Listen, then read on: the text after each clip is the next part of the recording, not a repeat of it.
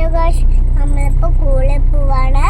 നമ്മൾ സ്കൂളിൽ പോവാൻ വേണ്ടിയിട്ട് ലച്ചൊക്കെ മാറ്റിയിട്ടുണ്ട്, ബാഗൊക്കെ എടുത്തിട്ടുണ്ട്, വളക്കുപ്പിയൊക്കെ ഇട്ടിട്ടുണ്ട്. നമുക്ക് പോവാം. ലഗോ.